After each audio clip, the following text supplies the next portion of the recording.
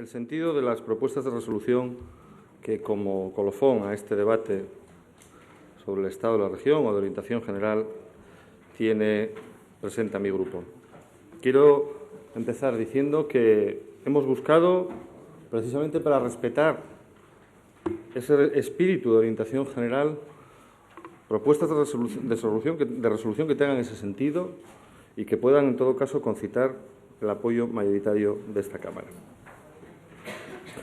Es forzoso que empiece explicando la que es nuestra primera propuesta, que es la que hace referencia a la reforma del régimen electoral de la Junta General del Principado de Asturias.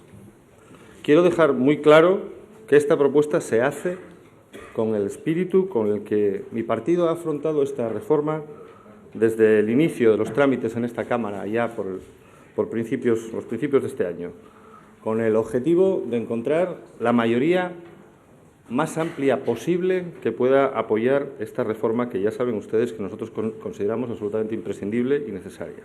Por lo tanto, el sentido de esta propuesta de resolución es aumentar la mayoría reforzada que ya existe ahora mismo en torno a un texto, una proposición de ley que ustedes saben ha entrado en esta Cámara y que cuenta con la firma y el apoyo del Partido Socialista, de Izquierda Unida y de UPyD.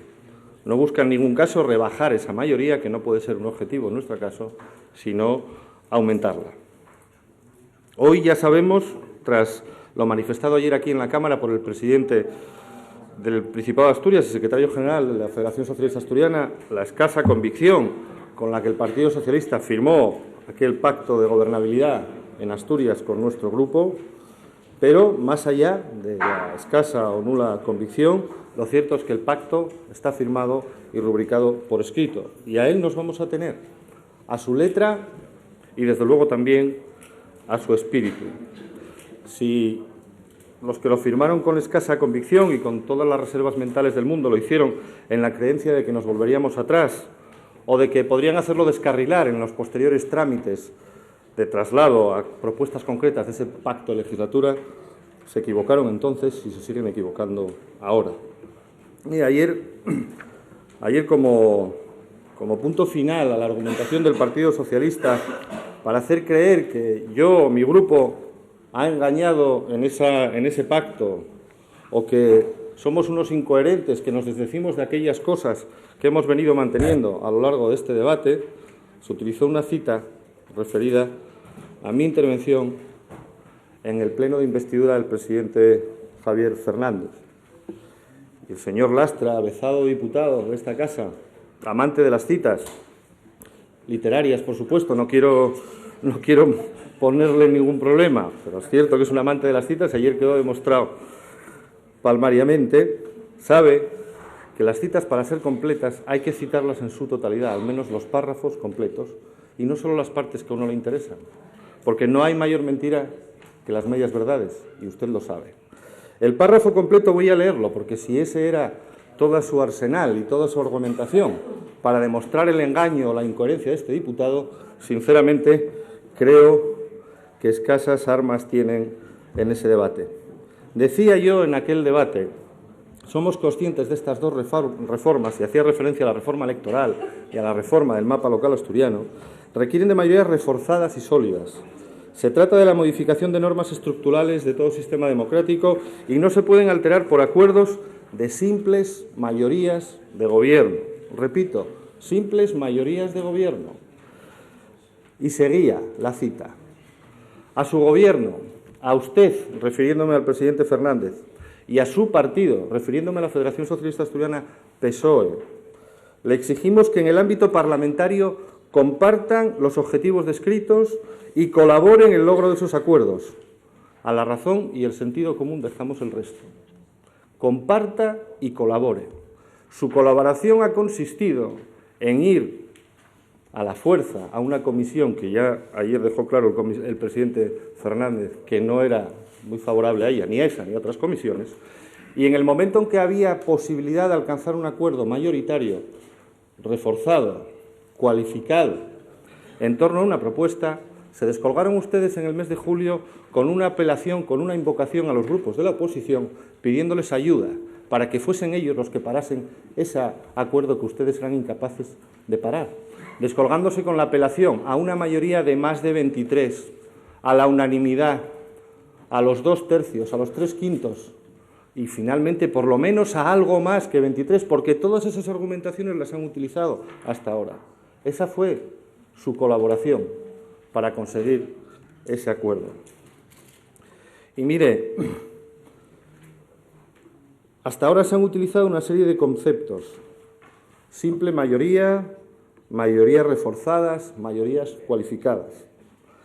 Y usted sabe, o debería de saber, que en todo acuerdo o contrato bilateral, y este lo era porque lo firmamos dos grupos, en ningún caso el cumplimiento o la interpretación de sus términos puede dejarse única y exclusivamente en manos de una de las partes. Esto es un criterio jurídico básico, que creo que se aprende allá por primero de Derecho. Y, por lo tanto, no vamos a aceptar que sean ustedes los traductores de esos conceptos de mayoría simple de gobierno, de mayoría reforzada o de mayoría cualificada. Y tampoco voy a ser yo, no voy a ser yo tampoco el que desentrañe el contenido de esos conceptos, al menos el contenido jurídico, porque ustedes son los que han iniciado un debate jurídico en torno a esta cuestión, creyendo que de esa manera podían vaciar de contenido el sentido de esas palabras. No seré yo el que, ya digo, haga de traductor, porque creo que no debo ser. Pero mire, lo que es la simple mayoría de gobierno está definido aquí en el Estatuto y en la ley del presidente que regula la elección del presidente del Principado de Asturias. Y es simplemente la mayoría simple, una simple mayoría de gobierno, que en aquel momento, cuando nosotros firmamos este documento y cuando se debatía aquí la investidura del presidente Fernández, era, creo yo, de 18 diputados, porque ustedes solo tenían y solo tienen, tal como se expresó ayer, un acuerdo, un pacto de legislatura, muy a su pesar por lo visto, pero lo tienen, con este parlamentario, con nuestro partido, con UPyD. Por lo tanto, lo que es simple mayoría de gobierno creo que es un concepto palmario y claro. ¿Qué quiere decir mayoría reforzada? ¿Cuál es el concepto que se debe entender por mayoría reforzada? Bueno, podría yo hacer aquí un despliegue de doctrina del Tribunal Constitucional, de los principales tratadistas también de derecho constitucional, en fin, podría hablar de personas que seguramente que ustedes respetan desde el punto de vista jurídico constitucional, como el profesor Rubio Llorente, como el profesor Pérez Royo, podría hablar de todas esas cosas. Pero mire, es tan sencillo como citar ya la sentencia 5.981 de 13 de febrero del Tribunal Constitucional, en un texto que dice: llevada a su extremo, la concepción formal de la ley orgánica podría producir en el ordenamiento jurídico una petrificación abusiva en beneficio de quienes en un momento dado gozasen de la mayoría parlamentaria suficiente y en detrimento del carácter democrático del Estado, ya que nuestra Constitución ha instaurado una democracia basada en el juego de las mayorías, previendo tan solo para supuestos tasados y excepcionales una democracia de acuerdo basada en mayorías cualificadas o reforzadas. Más adelante, una sentencia de 2 de noviembre de 1989 explica qué se deben entender por mayorías cualificadas o reforzadas y pone una serie de ejemplos. Los artículos 74.2, 81.1, 92, 99.3, 113.1, 153, 155.1 y 159.1, entre otros. Todos son ejemplos de mayoría absoluta y que entiende que son mayorías cualificadas o reforzadas. Fíjese, la misma mayoría que se exige para aprobar cosas tan importantes como el derecho de asociación, el derecho de reunión, cualquier derecho fundamental, o, por ejemplo, en el artículo 155, si hubiese que requerir a la suspensión de una comunidad autónoma por el grave peligro que su actuación supusiese para la cohesión nacional. Podríamos decretar, si fuese posible, o si se considerase oportuno, la suspensión de la Generalitat de Cataluña con mayoría absoluta. Ninguna más exige la Constitución. Seguramente que usted considera que eso no sería todavía una mayoría cualificada o reforzada, pero lo entiende así el Tribunal Constitucional, lo entiende así nuestra Constitución y lo entienden todos los tratadistas. Pero mire, más allá, incluso aunque no les sirviesen eso, deberían de servirles al menos lo que ustedes aprueban y lo que ustedes legislan. Ustedes, no nosotros, ustedes. y buscando en los antecedentes legislativos una definición precisa de ese término de mayoría reforzada, hemos encontrado una ley suya, una ley del año 2010, la Ley de Autonomía Local de Andalucía. Fíjese la definición que ustedes hacen en su exposición de motivos. La presente ley precisa mayoría reforzada, consistente en el voto favorable de la mayoría absoluta del Pleno del Parlamento en una votación final sobre el conjunto del texto. Esa es la definición que hacen ustedes sobre mayoría reforzada. Ni siquiera la hago yo. Pero mire, yo se lo digo sinceramente, no pensé que íbamos a entrar en esta batalla jurídica, y mucho menos ayer. Lo hago exclusivamente porque ustedes abrieron ayer ese debate. Pero si no tienen la razón jurídica, sinceramente, tampoco tienen la razón política. Y no tienen la razón política porque, efectivamente, fijamos un acuerdo, y fijamos ese acuerdo en el cual aludíamos en unos antecedentes a la situación que nos movía a establecer ese pacto, ese contenido de reformas que se pactan ahí. Yo creí que compartíamos el diagnóstico, lo creí hasta ayer. Ayer creo que no compartíamos el diagnóstico, o lo compartíamos, ya digo, con bastantes reservas mentales por su parte. Y creí que lo compartíamos porque ustedes pusieron la rúbrica a ese documento donde se recoge, por ejemplo, un párrafo en el que se dice: por otra parte, la creciente desafección de la ciudadanía hacia la política exige importantes cambios y reformas. Suturar las grietas que se abren en nuestro sistema democrático solo será posible si conseguimos recuperar la confianza de los ciudadanos en las instituciones. Para ambos partidos, repito, para ambos partidos será un objetivo ineludible, y para ello resulta vital dignificar la tarea política basando su funcionamiento en el compromiso de la ética pública y recuperando para los ciudadanos el control sobre la actuación de las instituciones públicas. Y eso es lo que pretende esta ley electoral. Cumplir no solo con la letra, sino con el espíritu y con el diagnóstico que yo creí compartido que animaba a ese pacto de legislatura. Y mire, esta propuesta que traemos hoy aquí de resolución la hacemos desde la convicción, desde los principios. La hacemos desde los principios y no desde los intereses. Y esto es fundamental. Ya lo dije aquí en el debate en torno al dictamen de la reforma electoral. Eso es fundamental, porque quien quiere atribuirnos a nosotros un puro interés partidista en esta reforma electoral se equivoca, y se equivoca radicalmente. Aquí hubo grupos que fijaron su único interés en la reforma electoral, todavía lo hacen hoy en este debate, en estas propuestas de resolución, en la modificación de un único artículo de la ley electoral, la que establece el número de diputados de esta Cámara. Bien, como nuestro espíritu es ampliar esa mayoría, aceptamos ese envite, aceptamos ese debate. Proponemos, por lo tanto, la reducción a 35 del número de diputados de esta Cámara. Y lo hacemos conscientemente de una cosa, que esa propuesta no encontró el apoyo de ni uno solo de los expertos que comparecieron ante esa comisión de expertos. Ni uno solo recomendó esa medida. Pero si esto sirve para incorporar a aquellos que han hecho batalla y discusión en este debate de esa reducción de diputados, a nosotros no nos tiembla el pulso. Nunca nos ha echado para atrás el trabajo en absoluto, y no nos va a echar ahora tampoco. Y, por lo tanto, si ustedes consideran que esta Cámara tiene que tener menos diputados que la suma de los concejales de los ayuntamientos de Oviedo y de Gijón, adelante, hagámoslo. Hagámoslo.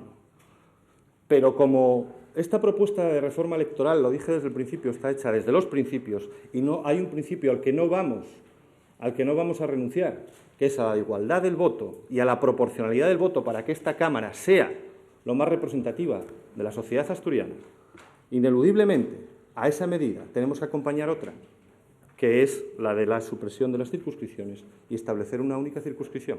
Y si ustedes no aceptan eso, lo que estarán diciendo es que lo que ustedes están debatiendo aquí son sus intereses y no principios, que es desde lo que se tiene que construir una ley como la Ley Orgánica de la Reforma Electoral. Y les voy a decir por qué. Porque les voy a dar un simple dato, unos simples datos que muestran eso, si hablamos de principios o hablamos de intereses.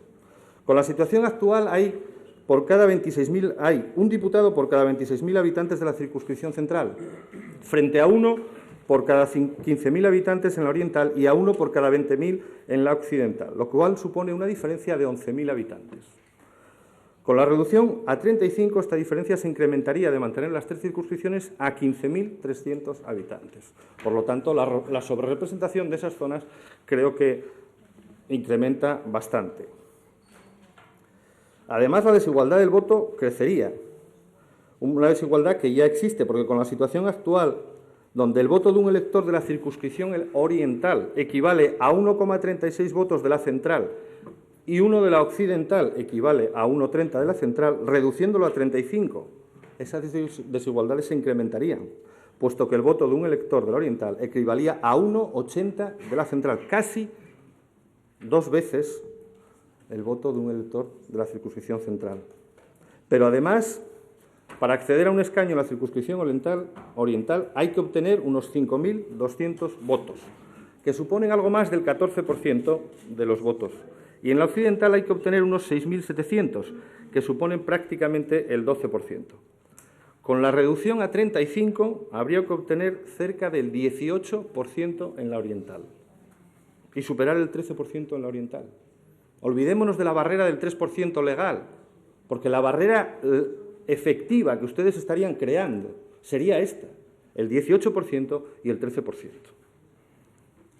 Por lo tanto, como defendemos los principios, si ustedes están dispuestos a aceptar el principio de la igualdad del voto, que el valor del voto de todos los asturianos sea el mismo, viva donde viva y resida donde resida, y vote a quien vote, si están dispuestos a aceptar ese principio, tendrán que aceptar también la supresión de las circunscripciones, una circunscripción única.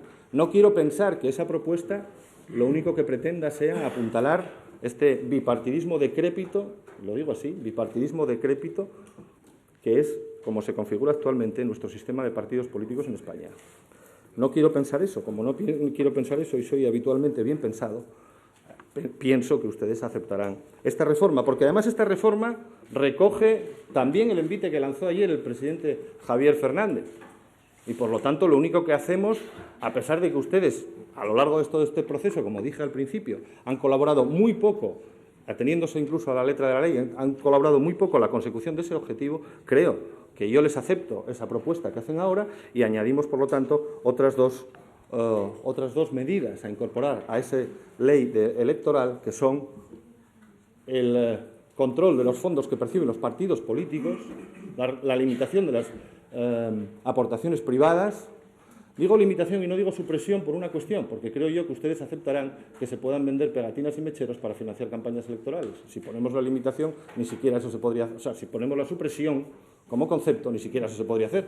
Pero estoy dispuesto a aceptar que la financiación sea fundamentalmente pública y, desde luego, que sea una financiación absolutamente controlada, sometida al control público y al control de los ciudadanos.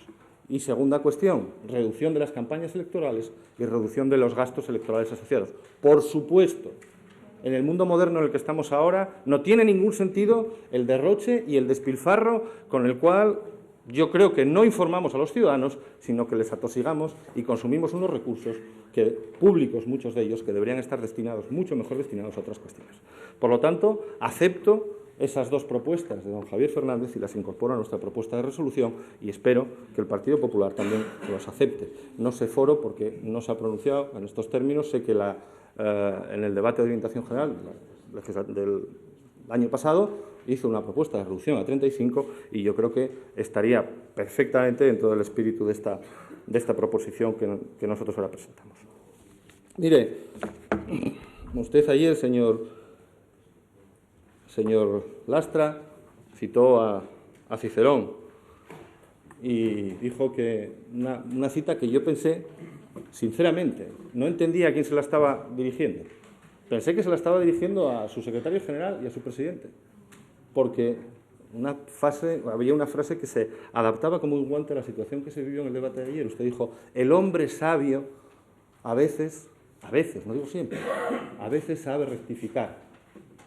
No hubo una cita más adecuada en todo el debate de ayer que esa cita que usted pronunció. Y mire, también dijo usted, hay que tener un relato. Estoy de acuerdo que hay que tener un relato, pero ustedes llevan demasiado tiempo escondidos detrás de los relatos, creyendo que con los relatos, sobre todo si son suyos, Si son suyos ya tienen ganada la batalla política. Son unos alumnos aventajados de la COF, indudablemente, indudablemente. Pero vamos a tener que hablar del elefante. Vamos a tener que hablar del elefante aunque ustedes no quieran. Aunque ustedes no quieran, vamos a tener que hablar del elefante, vamos a tener que hablar de más democracia, vamos a tener que hablar de principios, vamos a tener que hablar de si están de acuerdo o no con el principio de la igualdad del voto de los ciudadanos, si están de acuerdo o no con desbloquear las listas electorales y permitir que los ciudadanos tengan influencia sobre quiénes somos los representantes que nos sentamos aquí. Van a tener que hablar sobre si están de acuerdo con las elecciones primarias como método de selección de candidatos. Van a tener que hablar sobre la reducción de los... Sí, pero van a tener que hablarlo aquí, en el marco de esta reforma electoral. Y a ustedes se lo digo, sí. Y van a tener que hablar de eso antes de su convención política, que no se llama convención o conferencia, el próximo mes de noviembre. Donde no voy a continuar con las citas, pero sinceramente, si hay una propuesta de reforma electoral que se adapta como un guante, digo ahora también, a lo que ustedes van a proponer a nivel nacional, escasamente dentro de un mes, es precisamente esta reforma electoral que se debate hoy aquí en el Parlamento asturiano. Y no quiero pensar que lo que ustedes están dispuestos a defender como propuesta para regenerar España, no lo consideran como una propuesta para regenerar Asturias.